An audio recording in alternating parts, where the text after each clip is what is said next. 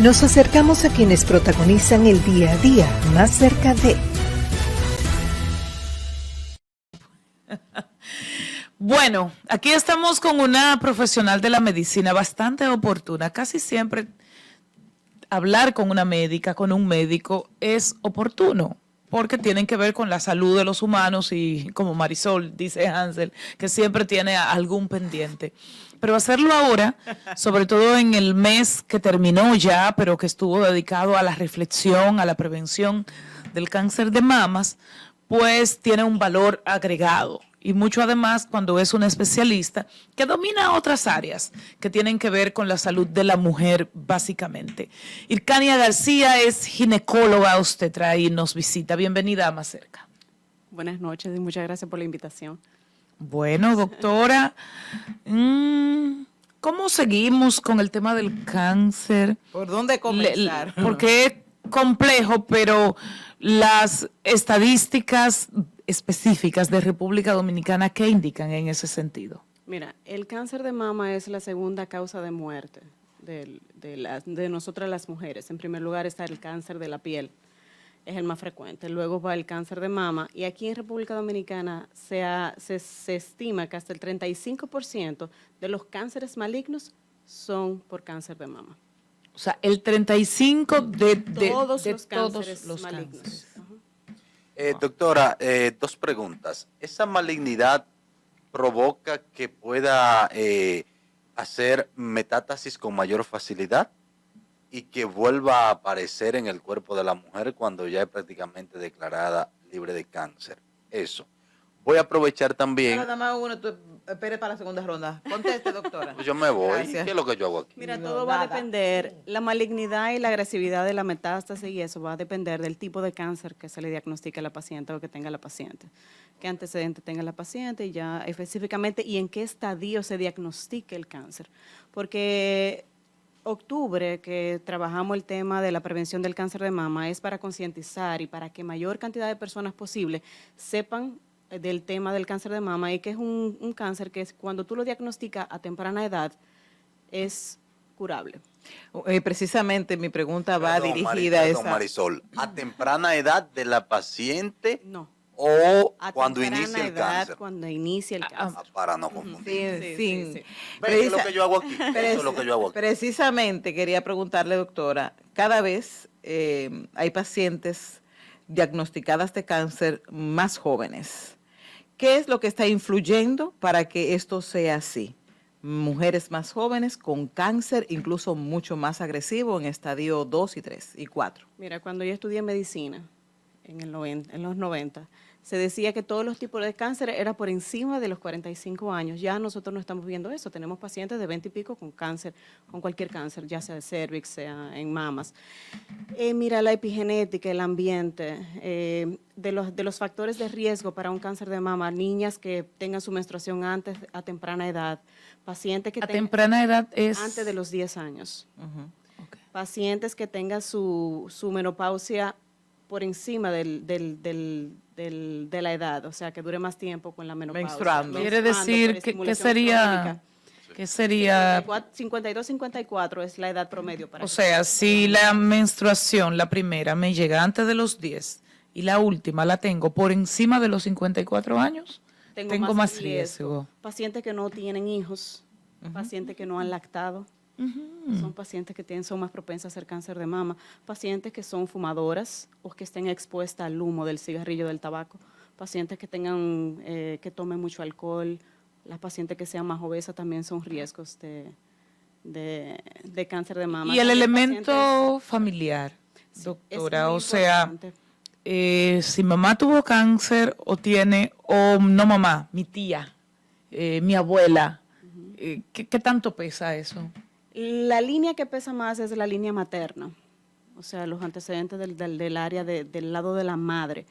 Directamente el que pesa más es la mamá, luego las tías, y va disminuyendo en porcentaje. Okay. Por ejemplo, pacientes que hayan tenido antecedentes de por ejemplo, le salió una lesioncita y hubo que hacer una biopsia y tuvo, por ejemplo, una hiperplasia del ducto ductal o del lobulillo de la mama. esos son pacientes que te al tener ese diagnóstico de esa hiperplasia, te aumenta un 5% de hacer un cáncer de mama, te aumenta más el riesgo de todos los antecedentes o factores que ya tú tengas previamente. Doctora, ¿cuál es el riesgo de una paciente que tenga calcificaciones en su seno producto de una cirugía de reducción mamaria? Mira, el tema de las calcificaciones, hay calcificaciones que son benignas. Por eso la importancia de la mamografía.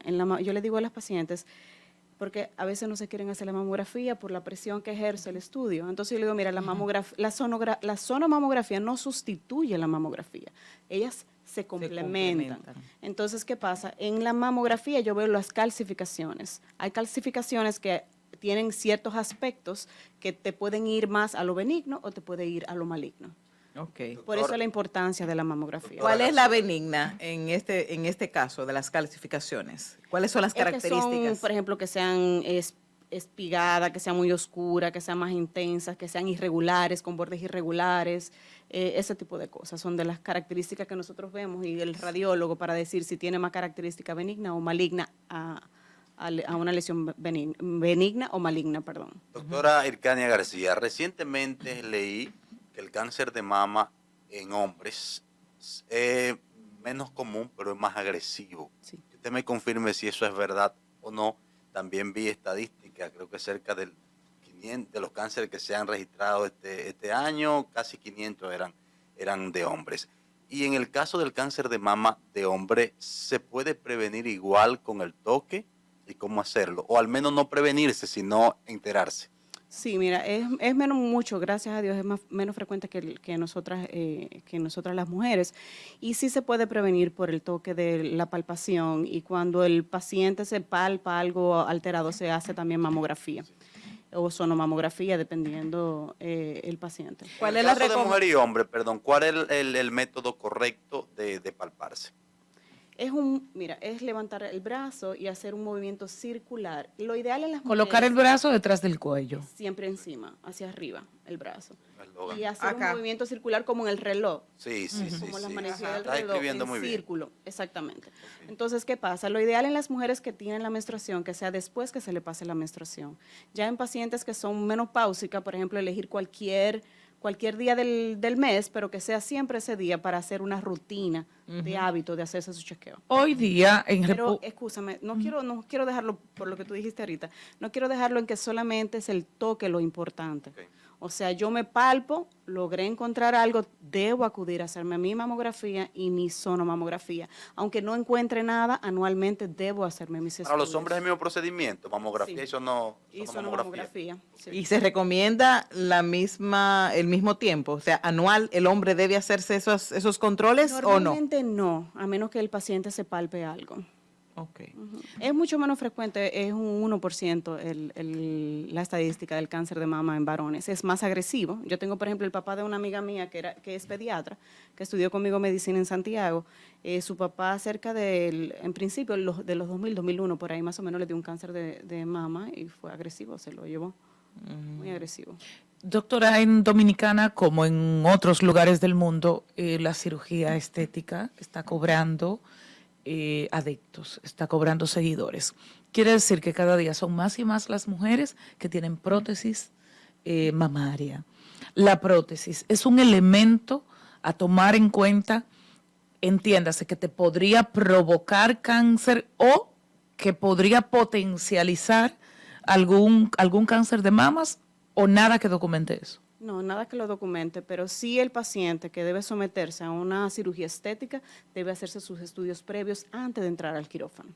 ¿Por qué? Porque tú puedes tener una lesión ahí o que amerite, por ejemplo, una biopsia y tú entras al quirófano y ahí debiste aprovechar para, por ejemplo, extirparlo y mandarlo a biopsiar completamente o hacer el diagnóstico en ese momento que a lo mejor estaba empezando y si ya tú pones una prótesis, tú estás poniendo algo encima y estás tapando la lesión. Y si, por ejemplo, tuve una infección en un seno, algunas particularidades en el seno, eso potencializa también las posibilidades de cáncer. Infecciones, tú dices mastitis y ese Sí, tipo de cosas, exacto. O, no, o no, producto de una cirugía, que regularmente hay personas que se infectan durante Una una bacteria, cirugía, que esa no, cosa. no aumenta el riesgo No. de hacer un cáncer de mama. No. Mira, dentro de las cosas que tenemos que tener pendiente, que por ejemplo un paciente le llame la atención y que deba acudir a su chequeo, es por ejemplo cuando tenga una lesión que sea escamosa, o sea que la piel se descame o que el pezón se ponga hacia adentro, se invierta. Lesiones, por ejemplo, a veces de la piel, que tú dices que tú lo sientes como que estás retraído hacia adentro la piel como de naranja, así como los huequitos que tiene la naranja, ese tipo de piel también son lesiones en la piel que nos llama la atención y nos alertan a que sí puede ser un cáncer de mama. Muchas veces a veces lo tiene y cuando vas a hacer los estudios no lo tiene, o sea, no hay cáncer, gracias a Dios, pero son de las cosas que nos alertan a nosotros. ¿Qué tantas cosas, qué tanto ha cambiado esta historia si analizamos el 2022, año en el cual estamos, con el 2010, por ejemplo? En estos 12 años, ¿qué tanto ha cambiado la tecnología para ayudar a curarme o la tecnología para ayudar, para diagnosticarlo o para prevenir? Mira, nosotros ahora tenemos más acceso a los estudios, tenemos más acceso a la información. Señor, ya las redes sociales, Facebook, Instagram, la gente tiene, o sea, a veces tú ves personas muy de escasos recursos que tienen un teléfono y tienen acceso a la información. Los estudios han cambiado porque el paciente tiene más acceso a él, pero por ejemplo la mamografía sigue siendo la misma. La sonomamografía sigue siendo la misma. Son aparatos que son más sensibles a hacer un diagnóstico. Más resolución. Se hace más diagnóstico que antes. O sea, la gente ahora está más consciente de que nosotros debemos chequearnos anualmente para prevención de cáncer de mama. Es decir, doctora, que hay un impacto positivo todos estos años haciendo este mes rosa, que hay gente que dice, ¿para qué iluminar los edificios si eso no salva vida? Claro que salva vida porque eso concientiza a la gente de que es necesario autoevaluarse y examinarse. ¿Cómo están las estadísticas en República Dominicana en ese sentido? Ya contamos con estadística porque siempre es la dolencia principal. Sigue siendo nuestra dolencia principal. O sea, por ejemplo, se hizo una actividad ahora en octubre y el ministro habló del porcentaje que dijimos ahorita. El o sea, 35% de todos los cánceres malignos es de cáncer mama, pero tú no puedes decir un número exacto de la incidencia que tenemos realmente aquí. Doctora García, el cáncer cervical, cervicouterino, también se lleva la vida de muchas de nuestras mujeres. Sí. ¿Cuáles son las causas principales de este tipo de cáncer? Y también preguntarle sobre una mala experiencia que conocí hace algunos meses, que una jovencita de 20 años, que según estudios médicos ni siquiera había iniciado su vida sexual, le dio un cáncer cervical muy abrasador que terminó quitándole la vida. ¿Por qué suceden estos casos? Mira, el cáncer de cervix ya se sabe que es producido por el virus más frecuente, por el virus del papiloma humano. El 16 y el 18 son los más frecuentes producen cáncer de cervix. Yo le decía, bueno, de hecho, creo en marzo hicimos una jornada de vacunación en la fundación que yo dirijo para vacunar a niñas de 9 a 14 años para prevención del cáncer de cervix. Es el único cáncer que se puede prevenir con una vacuna. El único de todos. Entonces yo le digo a la gente, señores, La vacuna contra el papilovirus, ¿verdad? Exactamente. Entonces, por ejemplo, nosotros teníamos aquí en el país, ya hace 2 meses que llegó la nueva, pero teníamos solamente 2 vacunas, una que tenía el 16 y el 18, que tenía dos componentes del virus, y la otra que tenía 4. Ahora acaba de llegar la 9, que tiene 9 virus, esta vacuna, y es una sola dosis. Entonces, lo ideal es que nosotros como padres y como adultos concienticemos, que seamos conscientes de que nosotros, si vacunamos a nuestros hijos, hembras y varones, el ministerio está vacunando solamente a niñas. ¿Por qué? Porque les sale más caro, pero lo ideal es que si... Que debe priorizar. Exactamente, debe priorizar. Pero lo ideal es que se vacunen niñas. Pero y si niños. tengo esas dos, ¿aplico para esta nueva que ha llegado al país? Claro. ¿O cuáles son, qué edad debo tener? Mira, la edad mínima, el esquema de vacunación para salud pública es de 9 a 14 años. ¿Por qué? Porque de 9 a 14 años estas niñas necesitan solamente 2 dosis de la vacuna. Te estoy hablando de las otras, no de la que Las acaba viejas, de llegar, sí, porque exacto. la nueva es una sola dosis. El Ministerio de Salud Pública no la tiene gratis para el paciente porque es una vacuna muy cara. Entonces, ¿Cuánto cuesta? ¿Alrededor de cuánto? alrededor de 15,000 pesos más o menos. ¿Y se la puede poner una mujer hasta qué edad?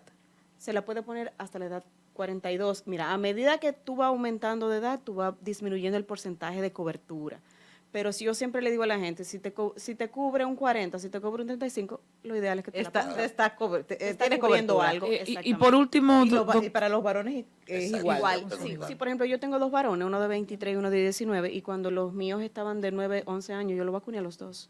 y en esos casos, el ministerio están en la cobertura del ministerio. Pero solamente para las niñas, no, Para las no, niñas. No no para están los vacunando varones. los varones. Ajá. Yo ahora en la fundación tenemos una jornada, por si acaso a ustedes les interesa. Sí, me interesa. El ¿Cuál es su sábado- fundación, el doctora? Fundación Los Arturitos. Nosotros trabajamos con niños con falsemia y niños de escasos recursos. Tenemos la unidad de falsemia en el Arturo Grullón en Santiago y en el Robert Reed Cabral.